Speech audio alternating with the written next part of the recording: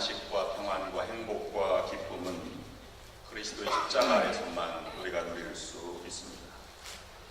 지난 한 주일 동안 무거운 짐을 지고 살아오셨던 여러분들에게 오늘 십자가 그늘 아래 참다운 평안을 누리시고 또 한 달 더 승리하신 여러분들이 되시기를 바랍니다. 옆 사람과 인사를 나누실 때 성도님을 뵈니 참 평안해 보이십니다. 이렇게 한번 인사를 나눠보시길 바랍니다.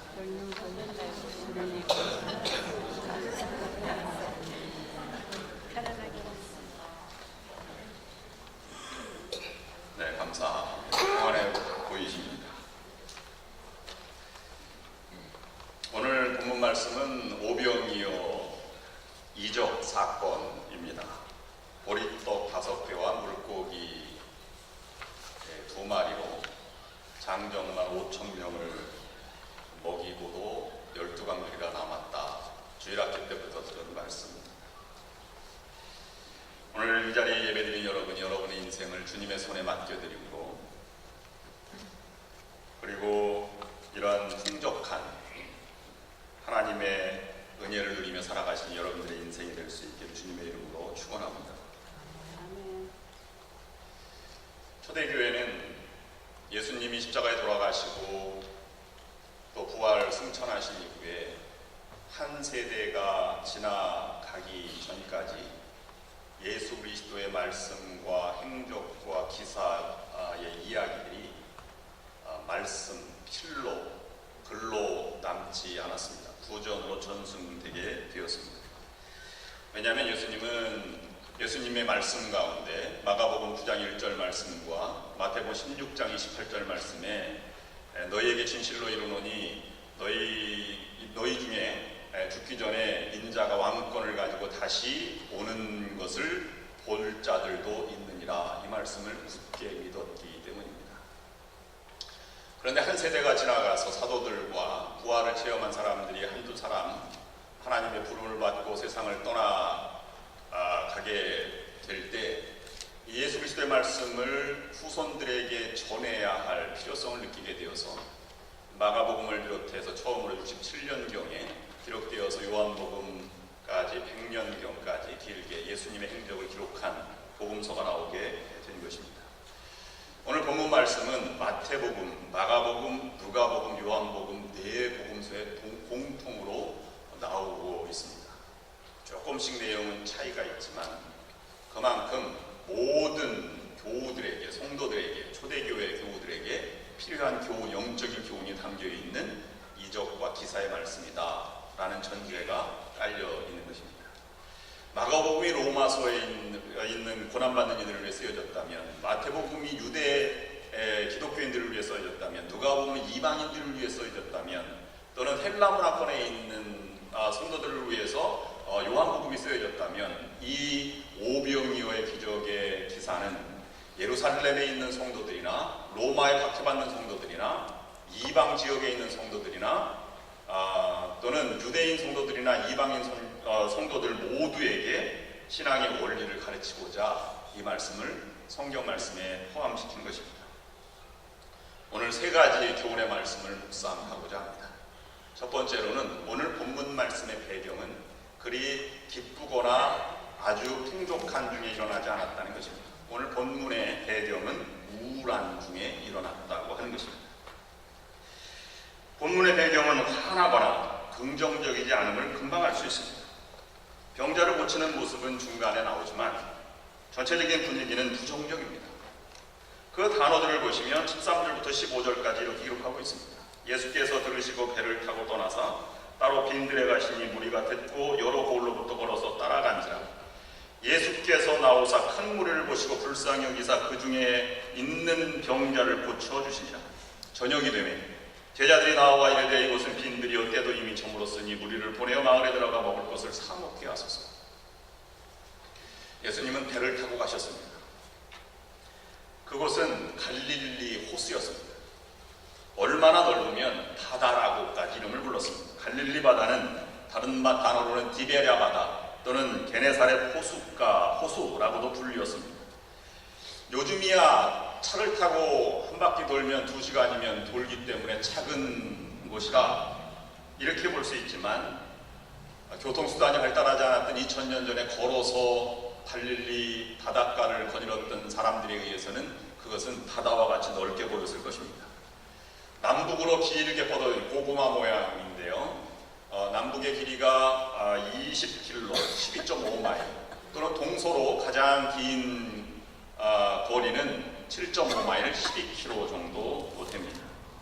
누가복음에 의하면 예수님이 오병이어 기적사건 이전에 기적사건으로 빈들에 간 곳은 건너편 북동쪽에 있는 베스데다 동네로 가셨다고 기록하고 있습니다. 그러니까 상당히 먼 거리 호수의 반대편까지를 배를 타고 간 것입니다. 큰 무리는 배가 아닌 그 먼 거리를 걸어서 따랐습니다. 왜냐하면 예수님이 행하셨던 이적과 기사들을 그들이 보았고 그 기사를 또 경험해보고 싶었기 때문일 것입니다. 그렇다고 하더라도 지금 상황은 굉장히 지친 기색이 역력합니다. 한계에 도달한 모습이죠. 그것은 빈들이라 사람들은 배가 없어 먼 반대편으로 걸어서 갔습니다. 예수님의 도움의 손길이 필요한 사람들이지만 넉넉하지 않은 사람들이었습니다. 때는 이미 저녁 때 날은 저물어가고 있습니다. 먹을 음식이 준비되어 있지 않았습니다.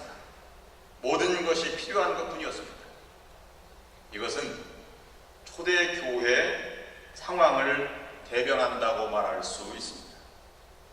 이미 위대한 믿음의 사도들은 사라져가고 있습니다. 예수님의 재림은 언제 올지 아무도 알 수 없습니다. 박해는 점점 심해지고 가난은 끝날 줄 모르며 또다시 이 생활을 언제까지 해야 할지 전혀 알 수 없는 상황입니다. 우리의 신앙도 마찬가지입니다. 기쁘고 모든 것이 되어갈 때 하나님의 기적이 일어나면 얼마나 더 풍성하겠습니까?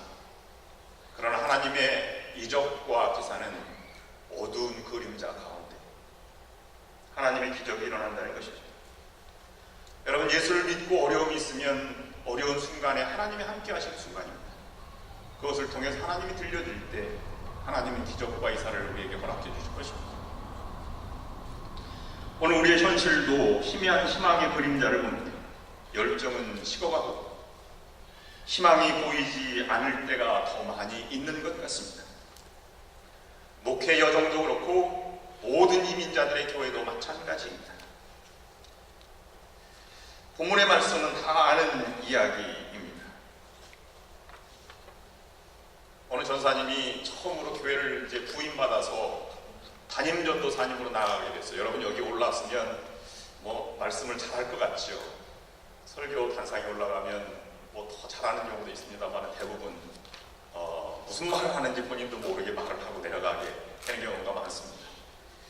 전사님이 목회를 부흥을 시켜야겠는데 이 본문을 선택해서 우리도 오병이의 기적을 만들어 갑시다 이렇게 외치면서 큰 소리로 이렇게 외쳤습니다. 여러분 여기 예수님께서 보리떡 5,000개와 물고기 2,000마리로 5명을 먹이셨습니다. 여러분 하실 수 있습니까? 장로님 하실 수 있어요? 그랬더니 장로님이 손을 번쩍 드셨습니다. 네, 전사님 할 수 있습니다. 5,000개로 5명은 누가 못 먹이겠습니까? 전사님은 쥐구멍에라도 들어가고 싶었습니다. 무슨 말을 했는데 잘못 말하는 거죠. 다음 주에 마음을 고쳐먹고 연습을 하고 이렇게 더 크게 외쳤습니다. 같은 본문으로 예수님께서는 보리떡 5개와 물고기 2마리로 장정만 5,000명 모였습니다. 장로님, 이번에도 하실 수 있습니까? 장로님 손을 번쩍 들고 할 수 있습니다. 전사님, 어떻게 할 수 있습니까? 지난주 5명이 먹고 남은 걸로 다 먹이면 됩니다. 이렇게 얘기했다는 것입니다. 전사님은 아마 목회 첫 경험이 상당히 우울했을 것입니다. 많은 교훈을 받아서 목회에 크게 성공했지 않나 이렇게 생각을 합니다. 한경기 목사님의 초기 영락교회 개척할 때 처음으로 설교를 했는데 장로님들이 모여서 찾아왔습니다. 어렵게 쪽지를 건넸는데요. 거기에는 목사님이 잘못한 것 6가지 이렇게 적혀 있었어요. 그것만 전해두고 이게 나가려고 했는데 목사님이 그걸 장로님들 붙들고 잠깐만요. 그래서 읽어봤더니 6가지입니다. 장로님들께 고개 숙여 감사합니다. 나는 한 100개쯤 적혀 있을 줄 알았는데 6개니 참으로 감사합니다. 이 모습에 감동을 해서 장로님들이 영락교회를 세웠다. 뭐 이런 일화도 있습니다. 제가 설교를 하면 조는 분이 계실까요? 안 계실까요? 조는 분이 계시고 주무시는 분도 계십니다. 근데 그거 받고 제가 상처받을까요? 안 받을까요? 조는 분 계시는데 기쁠 리는 없죠. 상처는 받지 않습니다. 집보다 교회가 더 편안하게 느끼신다는 건 복입니다. 감사하게 생각을 합니다. 어느 목사님이 미국에서 목회하는데 조는 분이 자꾸 계신 거예요. 그래서 설교하다가 이렇게 해줬습니다. 조용조용히 얘기하다가 깨워볼 양으로 만약 여러분이 지옥에 가고 싶으시면 지금 당장 일어서십시오. 그랬더니 자는 분이 벌떡 일어났습니다. 아무도 안 일어나고 혼자만 일어난 거예요. 일어난 사람이 뭔가 이상했어요. 그래서 목사님께 뭐 한마디로 좀 해야 될 것 같아요. 그래서 이렇게 이 사람이 얘기했습니다. 목사님, 지금 어떤 상황인지 잘 모르겠습니다만은 제가 지금 깨달은 것은 서 있는 사람 목사님과 저 두 명뿐이네요. 우리 한 배를 탄 게 맞죠? 이렇게 얘기했다는 것입니다. 우리 교회도 상황이 비슷합니다. 노력 안 해본 것이 없습니다. 역사 오래될수록 더 힘든 과정이 우리에게 남아 있습니다. 긍정의 모습보다는 부정의 모습이 많다고들 얘기를 하지요. 언제 회복될지 우리는 아무도 알 수 없습니다. 얼마나 투자하고 얼마나 애써야 될지 모릅니다. 청년들은 방문했다가 떠나가고 정착은 되지 않습니다. 안타까워하며 제 길을 가기도 합니다. 성도님들의 연세는 점점 높아지고 교회의 미래는 점점 더 어두워지는 것 같습니다. 우리의 삶도 마찬가지입니다. 좋은 일은 금방 지나가듯 하고 좋지 않은 우울한 일들만 계속 이어지는 것 같습니다. 그렇다고 그것이 결론이 아님을 오늘 본문 우리에게 말씀해주고 있는 것입니다. 새로운 눈으로 보고 주님께 드리고 그 상황을 받아들이면 주님께서 그 상황을 헤쳐나갈 능력을 주신다는 것입니다. 왜 그렇습니까? 천하보다 목숨은 귀하다고 말했습니다. 상황보다 내가 더 크고 성도들이 귀중하기 때문입니다. 천하의 일부인 부정적인 환경과 상황보다 내가 더 소중하고 큰 존재입니다. 얼마나 소중합니까? 예수 그리스도께서 십자가에 못 박혀 달려 돌아가시기까지 값을 치를 만큼 귀한 존재가 우리이기 때문입니다. 여러분, 그와 같이 소중한 존재임을 결코 잊지 마시길 바랍니다. 인생 여정에서 절망적인 상황을 만나면 모든 것이 끝난 것처럼 포기하는 사람들이 있습니다. 그러나 그런 가운데도 절망과 좌절을 딛고 일어서서 희망을 붙드는 사람들이 있습니다. 인생에겐 막다른 골목이라는 존재하지 않는 것입니다. 구름 너머에 있는 태양을 바라봅니다. 인생의 막다른 골목에서 희망의 세계를 봅니다. 가능한 세계를 바라보는 것입니다. 이런 사람이 신앙의 사람이요 믿음의 사람인 것입니다. 두 번째, 오늘 오병이어의 이적 사건이 우리에게 주는 교훈은 예수님의 요구는 큰 것이 아니었다는 것입니다. 내가 가진 것 중에서 가장 소중한 것을 예수님의 손에 드릴 때 역사가 일어난다는 사실입니다. 보리떡 5개와 물고기 조림 2마리, 고등어 조림 2마리, 이것은 큰 게 아닐 수도 있습니다. 그러나 아이에게는 전부인 것과 마찬가지입니다. 주님은 우리에게 위대한 것을 요구하는 것이 아니라 가장 소중한 것을 요구하시는 분이십니다. 제자들은 사 먹도록 가게 할까요? 뭐 10,000명 정도라고 하면 오늘날도 10,000명이 동시에 사 먹을 식당이 없는데 그 당시에 이것은 논리에 맞지 않는 얘기일 것입니다. 물고기 2마리와 보리떡 5개 이것뿐입니다. 그랬더니 예수님이 그것뿐이 아니라 그것을 가져오라, 이렇게 말하고 있는 것입니다. 우리는 주님께 나는 가진 것이 아무것도 없습니다 라고 기도할 때가 있습니다. 그러나 예수님은 내게 소중한 것이 무엇이냐, 그것을 내 손에 들려라, 이렇게 말합니다. 2015년에 미국 세로소타라고 하는 도시의 노숙자 이야기를 제가 본 적이 있습니다. 그 노숙자 이름은 도널드 굴스라는 굴드라고 하는 사람인데요. 길거리 피아노 연주자로 유명세를 타서 지금은 유명인이 된 스타가 된 사람입니다. 그럼 방송국에서 그 세로소타 키 피아노라고 하는 프로그램을 통해서 이 세로소타 지역의 몇몇 공공장소에 피아노를 놓고 아무나 쳐서 그것을 통해서 뭐 거리의 연주 또는 이런 것들을 개발하려고 하는 것인데요. 이 도널드 굴드라고 하는 사람이 그것에서 연주한 것을 누가 SNS 그 페이스북에 올려서 그게 유명해졌습니다. 그가 연주한 곡은 스틱스 그룹의 Come Sail Away라는 곡인데요. 너무 아름답게 연주를 하게 된 것입니다. 근데 그것 때문에 유명해진 게 아니고요. 그의 이야기가 전해지고 난 다음부터 더 유명해졌습니다. 그는 3살 때부터 음악인 집안에서 태어나 음악가가 되고 싶었습니다. 그런데 미국 해병대를 퇴역한 다음에 음악가가 되고 싶었지만 대학교 음악대학의 스프링 아버 음악대학의 교육을 받을 쯤 졸업을 1년 앞둔 다음에 아버지가 사업을 당했기 때문에 졸업을 할 수 없었습니다. 생계를 위해서 그는 직장에 뛰어들었고 결혼을 해서 애를 낳게 되었는데 그만 아내가 98년도 갑자기 자살로 생을 마감해서 아이를 키울 수 없어서 아이를 맡기고 그 다음에 거리의 노숙자로 된 지 7년째 되는 해였습니다. 그는 공공장소에서 푼돈이나 벌려고 연주했는데 이것이 알려지게 된 것이고 자기 이야기가 알려져서 많은 후원자들이 나타나게 되었습니다. 그는 ABC 뉴스에서 인터뷰에서 피아노 위에 모자를 올려두고 연주하면 몇 달러 정도를 벌 수 있지 않을까 해서 연주를 시작했습니다. 이렇게 크게 될 줄은 몰랐습니다. 겸손하게 말했습니다. 노숙자 신분에서 방송국 출연하게 되었고 고고 식당에서 피아노 연주를 하게 되었고 빌리 조엘의 피아노맨, 바흐의 토카타 등등을 연주해서 음반을 내기도 하였습니다. 물론 큰 아픔과 절망이 찾아왔겠지. 결국 돌아오기는 하였지만 꿈은 현실로 다가오게 된 것인데 자기의 가족에는 가장 소중한 것을 나타냈기 때문이지. 우리의 잠시 꿈이 멀어질 때가 있고 어두울 때가 있습니다. 그러나 그것은 기회가 사라져버리는 것이 아니라 보이지 않는 것뿐입니다. 주님께 드리고 삶이 최악일 때도 여전히 감사할 수 있고 그것을 하나님께 드리면 하나님은 그것을 통해서 더 연단된 복을 우리에게 허락해 주시는 분이십니다. 세 번째, 오늘 오병이의 기적이 우리에게 전해주는 교훈은 구체적으로 행하라 하는 것입니다. 주님의 손에 맡겨줬다고 해서 맡기는 것으로 다 만족하지 않았습니다. 여러분 오늘 본문 말씀에 제자들의 모습을 심정적으로 따라가 보시기를 바랍니다.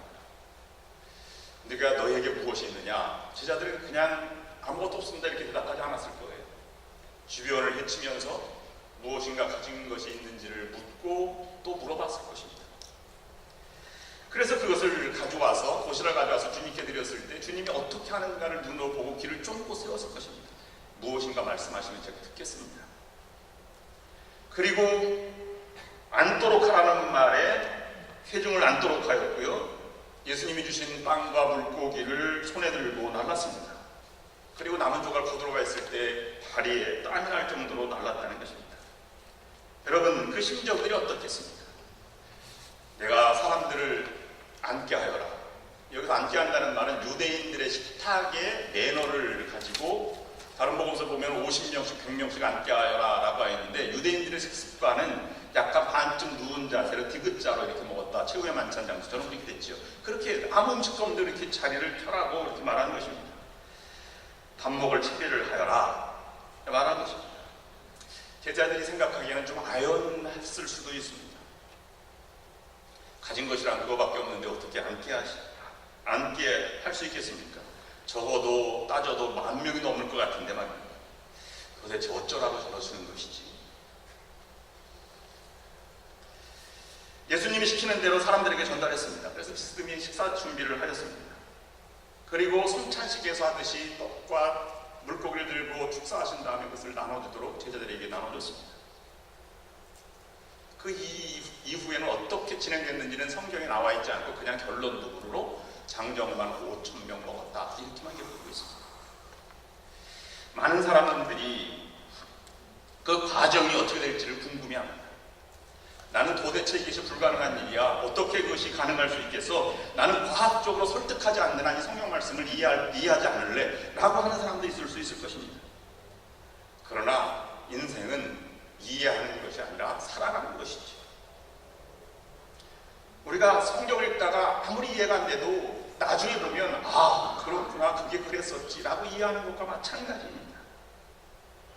요한복음에 보면 이것을 행함은 빌립을 시험코자 함이라 라는 단어가 쓰여 있었습니다. 예수님이 행하고자 하는 것은 이미 알고 있었고 제자들은 모르고 있었다는 것이죠. 이것을 우리의 상황으로 다시 한번 비춰보면 우리는 너무 단정적으로 생각하는 경우가 많이 있습니다. 이만하면 충분해. 이게 무슨 소용이 있겠어? 또는 교회적으로도 우리가 할 수 있습니다. 우리의 능력으로는 부족합니다. 여러분, 오늘날 우리의 신앙과 우리 교회의 생명력이 사라진 이유가 무엇이겠습니까? 지나친 경제적 논리에 의해서 우리가 스스로 판단을 져야 하는 것 아니겠습니까? 우리는 주님의 일도 돈이 있어야지 돈 없으면 하나님의 나라 일도 못한다니까 이렇게 하는 경우도 있습니다. 돈 많은 교회는 그래서 단기 선교도 가고 많은 후원도 하고 학교도 세우고 이렇게 합니다. 그러나 가난한 교회라고 해도 경제적인 논리에 지배받지 않느냐는 그것도 아닙니다. 가난한 교회도 쉽게 어디에 빠져 들어가게 됩니다. 돈 없으니 하나님의 일도 할 수 없어 라는 것도 마찬가지입니다. 이것은 제자들과 같은 신앙생활, 태도와 마찬가지이시죠. 문제는 내게 물질이 얼마나 있느냐가 중요치 않습니다. 내가 진정으로 하나님 사랑을 나누려고 하는 마음이 있느냐, 그 일을 행하는 과정에서 진정으로 하나님을 의지하고 그분의 방법을 찾느냐에 걸려 있는 것입니다. 큰 일을 할 수 없어도 의미 있는 일이 시작될 때 그것이 모여서 기적이 일어나는 것이죠. 구체적으로 행한다고 하는 것은 아마 이와 같은 개념일 것입니다. 제자들을 묵상하면서 주님이 하실 일을 기다리고 그것을 행한다는 표현이 먼저 있을 것입니다. 내가 제자들이 행하는 것이 아니었습니다. 그러므로 믿음을 주님이 하고자 하는 결정에 대한 제자들의 응답입니다. 믿음은 주님이 하고자 하는 결정에 내가 따르는 것을 믿음이라고 하는 것입니다. 여러분, 나는 아무것도 가진 것 없으니 예수님 나에게 모든 것을 채워주세요 라고 해서 기적이 베풀어지지 않습니다. 신앙생활하면서 조심할 것이 있습니다. 무조건 믿습니다 라고 금식기도 한다고 그것이 풍성해지지 않습니다. 주님의 결정에 우리가 믿음으로 화답해 나가는 과정이 필요한 것이죠. 안수하고 금식한다고 죽은 사람이 살아나는 것도 아닙니다. 그것은 기대와 상상일 뿐입니다. 믿음은 주님의 결정, 내가 이렇게 하겠다라고 하는 것에 주님 내가 여기 있습니다 라고 드리는 것이죠. 주님의 의도, 주님의 마음을 읽게 되고 그것을 따르는 것입니다. 여러분도 주님이 하실 일, 주님의 의도, 주님의 마음을 알기를 원합니다.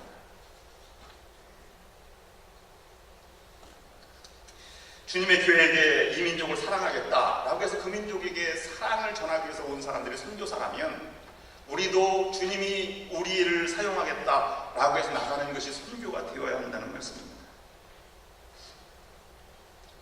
다음으로 주님께 따른다라고 하는 것은 내가 소중한 것이면 주님께도 소중한 것으로 쓰임 받는다는 것입니다. 내가 건강이 있으면, 지식이 있으면, 아니면 물질이 있으면 내가 그것이 소중하다면 그것을 통해서 하나님의 사역을 펼쳐나가라고 말씀하고 있는 것입니다. 세 번째로는 부스러기를 모은다라고 했는데 부스러기는 아무 중요치 않은 것처럼 생각될 때가 있습니다. 그러나 5,000명을 먹이실 때에는 축사하시고 마음껏 누리시다가 다 떠나간 다음에 부스러기 남았을 때 그것을 주워 담아라 이렇게 말했습니다. 살아온 은혜가 너무 큰데 이 부스러기 은혜라도 주워 모아 남겨 놓아야 한다는 것으로 이게 말씀해주고 있는 것입니다. 여러분, 조건 없이 베푸는 것도 중요합니다. 많이 베푸십시오. 그리고 여러분 능력이 있으시면 학교도 세우시고 병원도 세우시고 교회도 세우시길 바랍니다.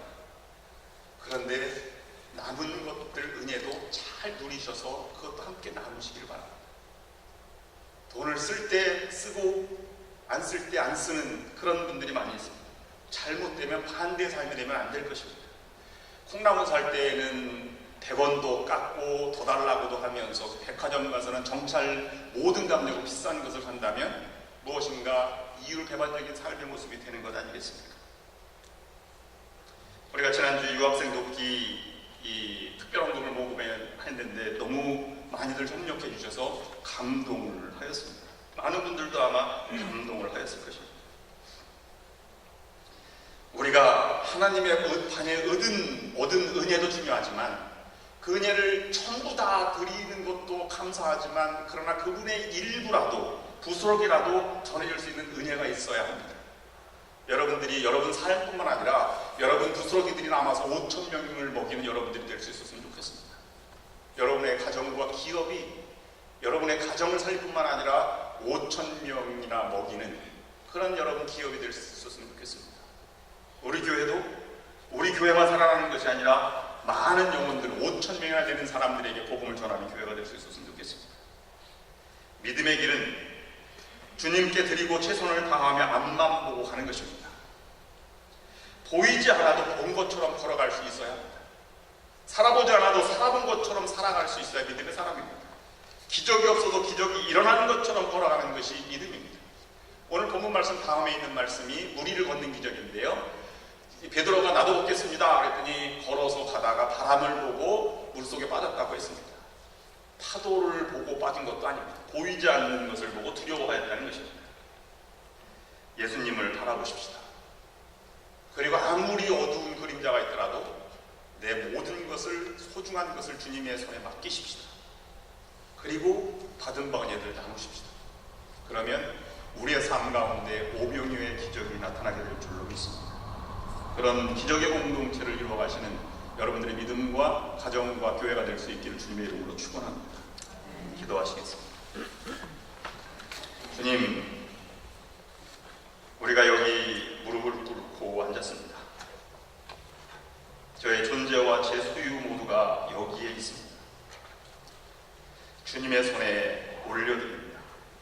주님이 친히 잡아주시고 축사하시고 뜻대로 사용하셔서 풍성한 삶을 살아갈 수 있도록 도와주시고 그것을 통해서 하늘나라가 확장될 수 있도록 인도하여 주시옵소서.